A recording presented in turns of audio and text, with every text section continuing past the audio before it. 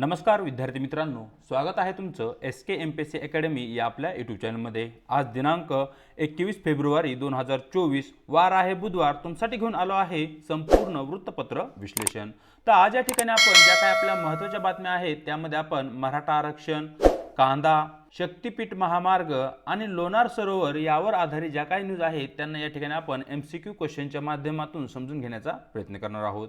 चला तर जी काही आजची आपली डिस्कशन आहे त्याला या ठिकाणी आता आपण सुरुवात करूया। या ठिकाणी आजची जी आपली पहिली न्यूज आहे ती अर्थातच मराठा आरक्षणासंदर्भात आहे। सरळ या ठिकाणी न्यूज पाहूया। 10% स्वतंत्र आरक्षण अशा प्रकारची न्यूज लोकसत्ता पेज क्रमांक 1 वरती तुम्हाला दिसून जाईल। तर मित्रांनो, काल म्हणजे दिनांक 20 फेब्रुवारी रोजी महाराष्ट्राच्या विधानसभेमध्ये मराठा आरक्षणासंदर्भात जो काही ठराव आहे तो त्या ठिकाणी मंजूर झाला आहे आणि मराठा समाजाला वेगळ्या प्रवर्गातून म्हणजेच या ठिकाणी 10% आरक्षण या ठिकाणी देण्यात आलं आहे।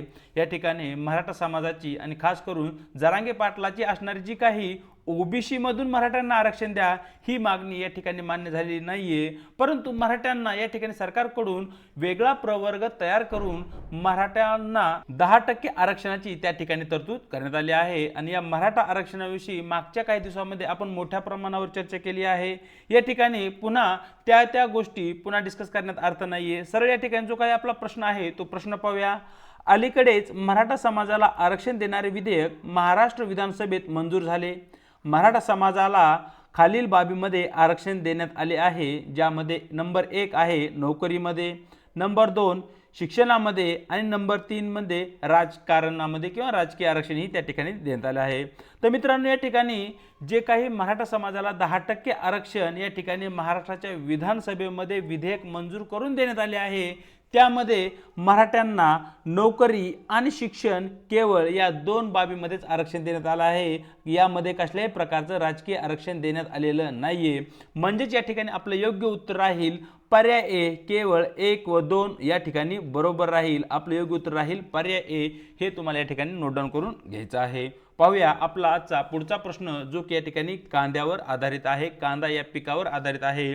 मागच्या 2-3 दिवसापासून कांदा या पिकावर आधारित जे काही आपले प्रश्न आहेत ते प्रश्न या ठिकाणी आपण पाहत आहोत, कारण कांदा हा लोकसत्ता पेज क्रमांकाच्या पहिल्या पेजवर हा मागच्या 2 दिवसापासून न्यूजच्या स्वरूपात आपल्याला पाहायला भेटत आहे।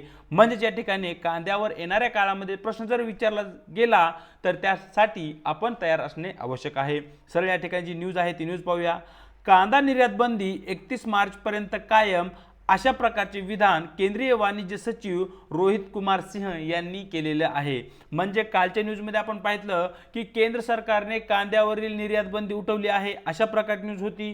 पुन्हा आपल्याकडे न्यूज आली की या ठिकाणी जी काही कांदा निर्यातीवर जी काही बंदी आहे ती आता 31 मार्च पर्यंत कायम राहील। तर या ठिकाणी जो काही आजचा आपला प्रश्न आहे तो प्रश्न पाहूया। कांदा उत्पादक राज्यांचा उतरता क्रम लावा। मित्रांनो, अशा प्रकारचा या ठिकाणी आपला प्रश्न आहे, ज्या ठिकाणी Maharashtra number 1, number 2 Madhya Pradesh, number 3 वर कर्नाटक, नंबर 4 वर गुजरात राज्य आहे आणि नंबर 5 वर या ठिकाणी राजस्थान, असे एकूण 5 राज्यांची या ठिकाणी आपल्याला नावे दिली आहेत। म्हणजेच आपल्या देशामध्ये सर्वाधिक कोणत्या राज्याकडून कांद्याचे उत्पादन केले जातं आणि त्यानंतर नंबर 2 वर नंबर 3 वर कोणत्या राज्याचा क्रमांक लागतो अशा प्रकारचा या ठिकाणी आपला प्रश्न विचारण्यात आला आहे। तर तुम्हाला माहिती असलं पाहिजे मित्रांनो, आपल्या देशामध्ये सर्वाधिक कांद्याचे जे काही उत्पादन आहे ते महाराष्ट्र म्हणजे आपल्या राज्यामध्ये केले जाते। नंबर 2 वर या ठिकाणी मध्य प्रदेशचा क्रमांक लागतो, नंबर 3 कर्नाटक, नंबर 4 वर गुजरात आणि नंबर 5 वर या ठिकाणी राजस्थान या राज्याचा क्रमांक लागतो। अर्थातच या ठिकाणी या प्रश्नाचं जे काही योग्य उत्तर आहे ते आहे पर्याय ए। 1, 2, 3, 4 आणि 5 या ठिकाणी आपला योग्य क्रम असेल। तर या ठिकाणी तुम्हाला सर्वाधिक महत्त्वाची गोष्ट म्हणजे महत्त्वाचा जो पॉईंट आहे तो माहिती असला पाहिजे की महाराष्ट्र हे भारतामध्ये सर्वाधिक कांदा उत्पादन करणारे राज्य आहे। जर आपण जगाचा विचार केला तर जगामध्ये सर्वाधिक कांद्याचे जे काही उत्पादन आहे ते चीन या देशाकडून केले जातं आणि जगामध्ये सर्वाधिक कांद्याची निर्यात कोणत्या देशाकडून केली जाते असा जर प्रश्न आला तर त्या ठिकाणी भारताकडून जगामध्ये सर्वाधिक कांद्याची निर्यात केली जाते। हे तुम्हाला त्या ठिकाणी माहिती असणं आवश्यक आहे। चलूया आजच्या आपल्या पुढच्या न्यूजकडे, जी की या ठिकाणी शक्तिपीठ महामार्गा संदर्भात आहे। सरळ या ठिकाणी न्यूज पाहूया। शक्तिपीठ महामार्गावर 26 अंतर बदल मार्ग निश्चित, अशा प्रकारची न्यूज लोकसत्ता पेज क्रमांक 1 वरती तुम्हाला दिसून जाईल। तर या ठिकाणी जे काही शक्तिपीठ महामार्ग आहे, हा शक्तिपीठ महामार्ग या ठिकाणी समजून घ्या, महाराष्ट्रामध्ये आणि गोव्यामध्ये जे काही महत्त्वपूर्ण आपले पवित्र तीर्थस्थळे आहेत त्या ठिकाणांना जोडणारा एक महामार्ग या ठिकाणी महाराष्ट्र सरकारकडून निर्माण केला जात आहे आणि या महामार्गाला शक्तिपीठ महामार्ग असे नाव देण्यात आले आहे। या ठिकाणी मॅपमध्ये तुम्ही पाहू शकताय की जो काही महामार्ग आहे तो कोणकोणत्या जिल्ह्यामधून जाणार आहे। यामध्ये नागपूर, वर्धा, यवतमाळ, हिंगोली, बीड, नांदेड, परभणी, लातूर, धाराशिव, सोलापूर, कोल्हापूर, सिंधुदुर्ग आणि गोवा अशा प्रकारे हा जो महामार्ग आहे तो या ठिकाणी जाणार आहे आणि या महामार्गावर एकूण 26 अंतर बदल म्हणजे या महामार्गावर तुम्ही प्रवेश करू शकताय किंवा या महामार्गावरून एक्झिट करू शकताय, अशा प्रकारचे 26 इंटरचेंजेस त्या ठिकाणी निर्माण केले जाणार आहेत आणि त्या संदर्भात ती न्यूज आहे। मग या ठिकाणी या महामार्गाला धरून जो काही आजचा आपला प्रश्न बनतो तो प्रश्न पाहूया।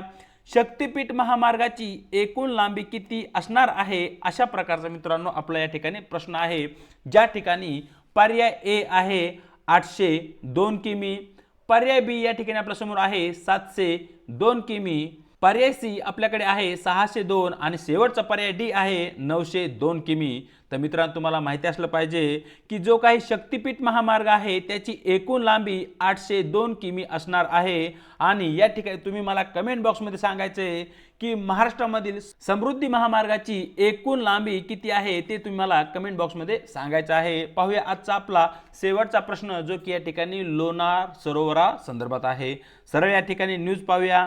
लोणार सरोवराच्या पाणी पातळीत वाढ, अशा प्रकारची न्यूज तुम्हाला लोकसत्ता पेज क्रमांक 3 वरती दिसून जाईल। तुम्हाला सर्वांना माहित असेल की लोणार सरोवर हे जगप्रसिद्ध सरोवर आहे। या ठिकाणी जो काही बेसॉल्टचा खडक आहे या बेसॉल्टच्या खडकामध्ये निर्माण झालेले ते जगातील पहिले खाऱ्या पाण्याचे सरोवर आहे। मग या ठिकाणी लोणार सरोवरामध्ये जी काही पाण्याची पातळी आहे ती वाढताना या ठिकाणी दिसत आहे।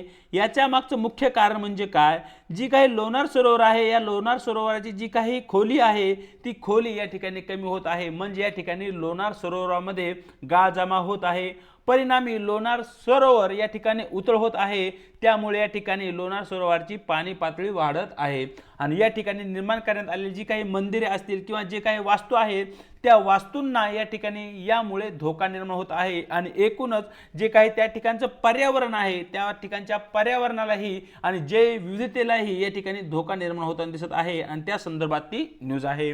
सरळ या ठिकाणी लोणार सरोवर आधारित जो काही आपला प्रश्न आहे तो प्रश्न पाहूया।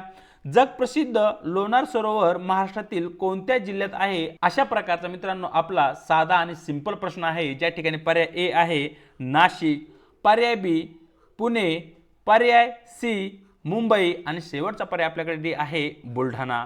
तर तुम्हाला सर्वांना जवळपास माहिती असेल की लोणार सरोवर हे जे जगप्रसिद्ध सरोवर आहे ते बुलढाणा या जिल्ह्यामध्ये आहे, जे की नैसर्गिकरित्या तयार झाले आहे, उल्कापातापासून ते तयार झाले आहे, हे तुम्हाला त्या ठिकाणी माहिती असणं आवश्यक आहे।